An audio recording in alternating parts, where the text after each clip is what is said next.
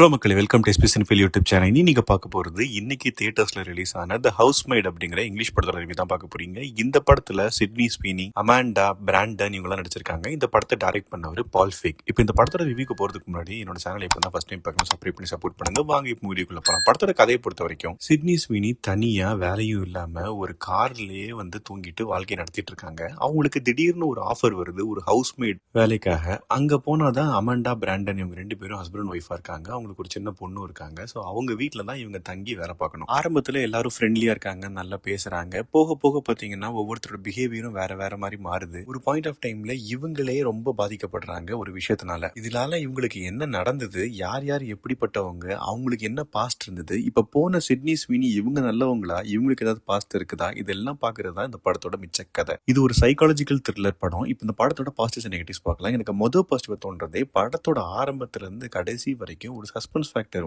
Through out the movie carry பண்ணிட்டே இருப்பாங்க. அது ரொம்பவே நல்லா இருந்தது. பெர்ஃபார்மன்ஸை பொறுத்த வரைக்கும் 3 பேரும் கலக்கிருக்காங்க. குறிப்பா அமாண்டா, அவங்களுக்கு கிட்டத்தட்ட 3 விதமான கேரக்டர் அந்த படத்துல இருக்கும். அந்த 3த்துலயுமே சூப்பரா பெர்ஃபார்ம் பண்ணியிருந்தாங்க. அண்ட் கதையை பொறுத்த வரைக்கும் நம்ம இவங்க தான் அப்படின்னு ஒரு பாத்திரம் நம்ம போயிட்டே இருக்கும்போது பாத்தீங்கன்னா ஒரு ட்விஸ்ட் வைப்பாங்க. அது கொஞ்சம் அன்எக்ஸ்பெக்டடா இருந்தது அண்ட் நல்லாவும் இருந்தது. கிளைமேக்ஸும் ரொம்ப கன்வின்சிங்கா நல்லாவே இருந்தது. அண்ட் அடுத்த பார்ட்டுக்கான லீடும் கொடுத்திருக்காங்க. டெக்னிக்கலாவும் சினிமோட்டோகிராஃபி ரொம்பவே சூப்பரா இருந்தது. அந்த வீடும் செட்டா இல்ல ஒரிஜினலா தெரியல, ரொம்பவே அழகா இருந்தது. மியூசிக்கும் மூவி டியூரேஷனுமே ஒரு பெரிய பிளஸ் தான் இந்த படத்துக்கு. இதெல்லாம் தான் அந்த படத்தோட பாசிட்டிவ்ஸ். இப்போ நெகட்டிவ்ஸ் பார்க்கலாம். எனக்கு முதல் நெகட்டிவா தோன்றது இந்த படத்தோட ஸ்கிரீன் பிளே என்னதான் நல்லா இருந்தாலும் சில இடங்கள்ல கொஞ்சம் டல் மூமெண்ட்ஸ் இருக்க தான் செய்யுது. ஏன்னா தேவையில்லாத சீன்ஸ், இந்த பேலே டான்ஸ் கிளாஸ்ல இருக்கிற சீன்ஸா இருக்கட்டும், அண்ட் வீட்டில் அவங்க ஃப்ரெண்ட்ஸோட சேர்ந்து பேசுற சீனா இருக்கட்டும், கொஞ்சம் அன்வான்டா இருந்தது. அண்ட் இந்த மூவில இருந்து இந்த சீன்ஸை கட் பண்ணாலும் பெரிய இம்பாக்ட் கொடுக்காது. இன்னொன்னு நெகட்டிவ்னு சொல்ல முடியாது. பட் ஆனா இந்த ஃபேமிலி அண்ட் குழந்தைங்க இந்த படத்தை பார்க்கலாமான்னு கேட்டீங்கன்னா கண்டிப்பா பார்க்க முடியாது. ஏன்னா இதுல செக்ஷுவல் கண்டென்ட்டும் இருக்குது, பிளட் சீக்வன்ஸும் நிறையவே இருக்குது. முதல்ல அந்த படத்தை பத்தி சொல்லணும் அப்படின்னா